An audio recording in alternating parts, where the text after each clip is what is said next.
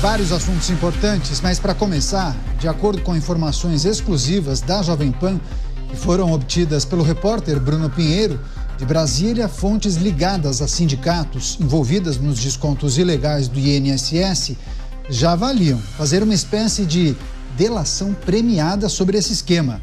De acordo com o auxiliar de uma dessas entidades que estão sendo investigadas, o crescimento das fraudes nos últimos anos só foi possível com a ajuda de parlamentares do Congresso, que possibilitaram contatos importantes dentro do governo e também em instituições bancárias. Com a imagem desgastada nas últimas semanas, os investigados afirmam que não pretendem ficar em silêncio por muito tempo, principalmente se uma CPI ou CPMI for instalada, elevando o desconforto de alguns deles. Questionados sobre quem seriam os políticos envolvidos, auxiliares desses sindicatos citam que tanto parlamentares da base governista quanto da oposição estariam fazendo parte desse esquema que desviou mais de 6 bilhões e 300 milhões de reais de aposentados e pensionistas. Enfim, são vários aspectos que a gente precisa destacar e analisar com os nossos comentaristas. O Henrique Kriegner, que vocês acompanham em outros programas aqui da Jovem Pan, pela primeira vez em Os Pingos nos Is. Agradeço demais pela participação. Henrique, seja muito bem-vindo, ótima noite a você. Informação exclusiva obtida pela equipe da Jovem Pan News em Brasília. Sindicatos avaliam que poderiam entregar a políticos a depender do avanço dessas investigações. Muitas coisas devem aparecer nas próximas semanas. Bem-vindo mais uma vez. Obrigado, Daniel. Um prazer estar aqui juntos, aqui nos Pingos nos Is, e também a todos os colegas também, Luiz Felipe, Beraldo. Realmente nós estamos vendo aqui o cúmulo do escândalo, né? O que nós estamos vendo preocupa, na verdade, e se apresenta como um roteiro da próxima série, talvez, aí de sucesso da Netflix. Quanto mais nós puxarmos esse fio, mais nós vamos encontrar. Por isso, nós não podemos parar ou permitir com que a Polícia Federal pare as investigações, e é tão bem-vinda também a CPMI, essa que está sendo mobilizada pela senadora Damares no Senado Federal, envolvendo também os deputados, e que é de efeito imediato e também automático, uma vez assinada e aprovada. É tão necessário, porque, Daniel, como você bem colocou, existem políticos envolvidos. Essa tentativa, e na verdade ontem à tarde nós vimos aí muitas manifestações nesse sentido, depois da fala do presidente do do INSS e do Dataprev, esses dois presidentes ali explicando como seriam feitos, ocorreriam aí a devolução, né, desse dinheiro que foi roubado. E o primeiro passo seria a notificação dessas associações para que elas devolvessem. Agora, tanto eu quanto você que está aí nos acompanhando, nós sabemos muito bem que esse dinheiro não está na conta poupança dessas associações. Esse dinheiro não está num fundo de investimentos que pode ser facilmente identificado, rastreado e devolvido. Não, esse dinheiro já foi gasto. E gasto com o quê? Muito provavelmente, as investigações vão vir confirmar, mas foram gastos com campanhas eleitorais no ano de 2022, de 2024 e até anteriormente, já que os indícios começam a apontar para descontos, né, roubos feitos a partir de 2016. Nós temos campanhas eleitorais, nós temos atividades também parlamentares, mobilizações políticas que foram financiadas com esse dinheiro com absoluta certeza. Então esse dinheiro já foi gasto, não existe mais e não vai ser devolvido de uma forma tão fácil quanto está sendo colocado. Então é claro que existem aí envolvimento de pessoas, eu diria até da alta cúpula dos nossos poderes, não só do poder legislativo, nem só do executivo, nesse processo como um todo. Chamar o Luiz Felipe Dávila para também pontuar, fazer uma breve análise acerca dessa informação que a gente abre aqui a edição de Os Pingos nos Is. Dávila, seja bem-vindo, ótima noite a você. Uma informação muito importante e uma sinalização de algo que é gravíssimo, né? Indicação de que dirigentes e pessoas ligadas a esses sindicatos, entidades, associações, disseram que o crescimento das fraudes nos últimos anos só teria sido possível por conta da ajuda de parlamentares. E a informação que foi levantada pelo nosso colega Bruno Pinheiro indica que a sinalização é que há parlamentares da base e da oposição, ou seja, sujeira para todo canto, né? É isso mesmo, Canhato. Boa noite a você, ao Henrique e também ao Beraldo e à nossa querida audiência.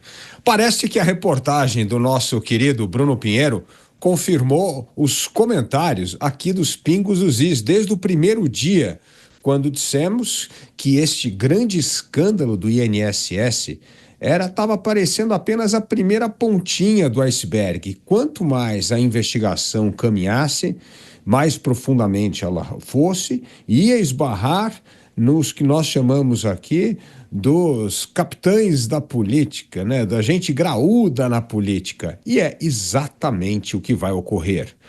Ou seja, agora, acuado por uma investigação nas quais estas associações sabem que serão encurraladas, que terão de devolver dinheiro, elas prometem uma espécie de delação premiada para entregar o nome daqueles políticos graúdos que provavelmente foram beneficiados por esses recursos desviados, roubados dos mais pobres, dos aposentados mais pobres. Uma vergonha que não tem assim na história, porque a Lava Jato era uma coisa de grande empreiteira, com grande político. Aqui não, é assalto aos velhinhos pobres que deveriam ter tranquilidade na sua velhice e agora estão tendo um enorme problema de ver o seu contra-cheque descontado para operações ilegais.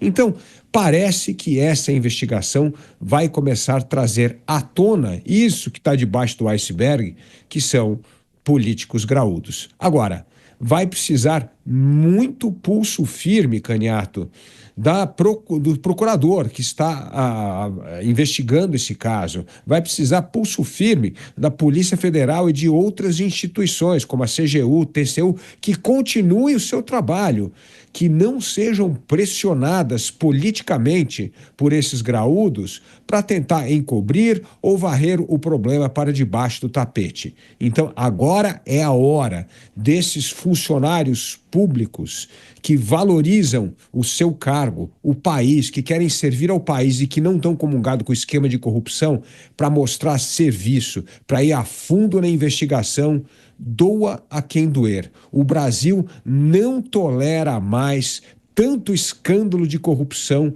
que afeta a vida de todos nós, que pagamos impostos, sustentamos um Estado grande, corrupto e ineficiente.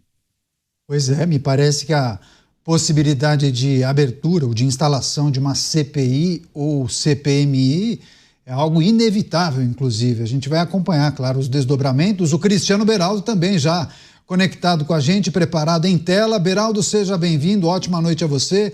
Os investigados, né, as pessoas ligadas a esses sindicatos, entidades, sinalizando que podem abrir a boca, podem jogar lama no ventilador. Eu sendo muito educado, né, jogando lama no ventilador, entregar gente importante, parlamentares que de alguma forma tenham participado desse mega esquema de desvios de benefícios. Próximas semanas de muitas emoções, hein, Beraldo? Bem-vindo.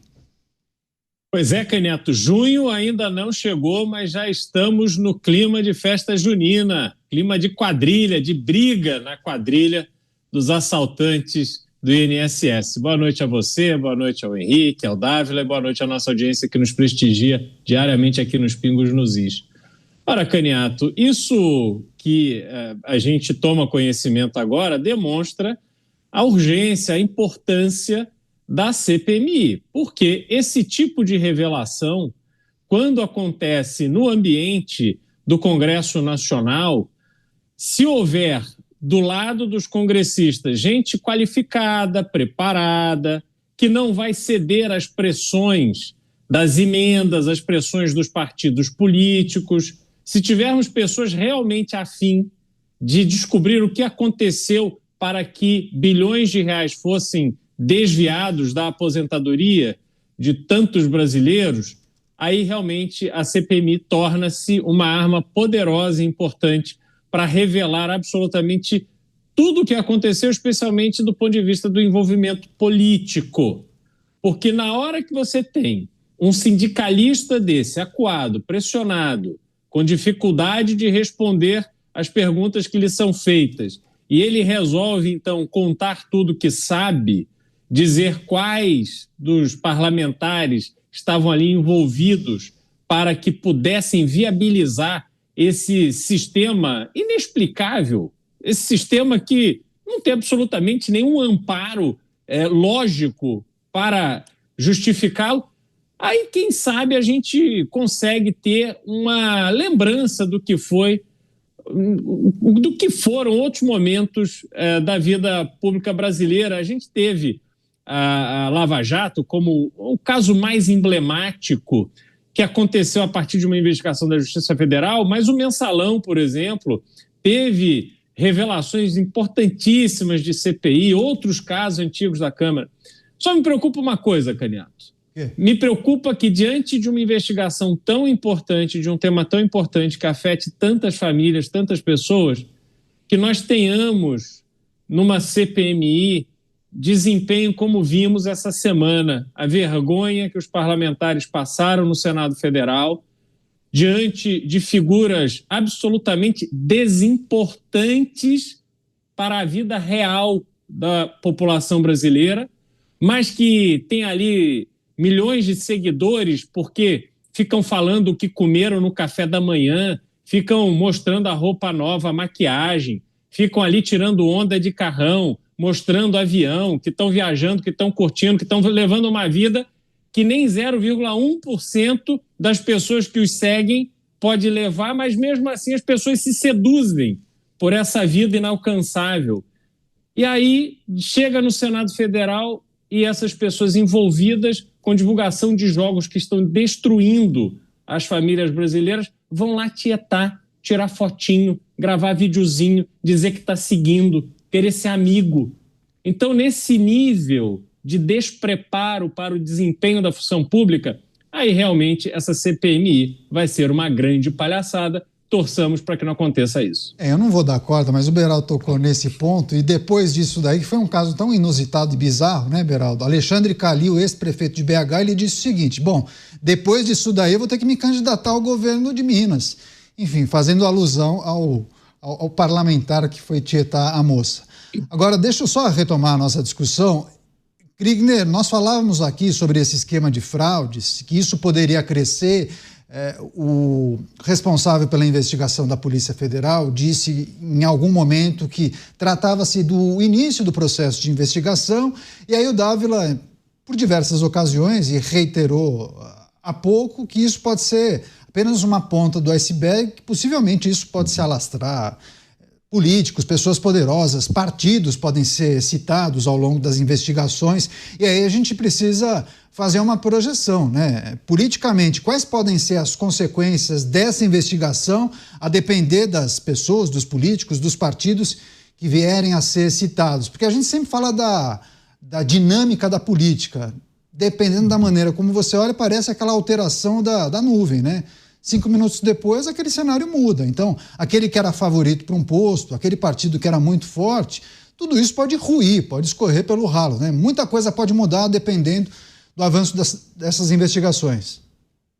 Especialmente na base governista, mas também na oposição, né? E essas investigações, se chegarem realmente onde a gente está mirando, na verdade, já esperando que chegue, né, Caniato, a gente percebe que essas investigações elas têm um potencial muito grande de não só afetar, mas também de temperar qual vai ser ali o discurso de 2026, o discurso para as eleições presidenciais e também nos governos estaduais. Hoje a gente tem já mapeado um perfil de candidatos que tem uma chance maior aí de se posicionar nas pesquisas e também talvez até de serem eleitos em 2026 com base no apreço a determinadas pautas, falando bastante sobre segurança pública e sobre também a questão econômica.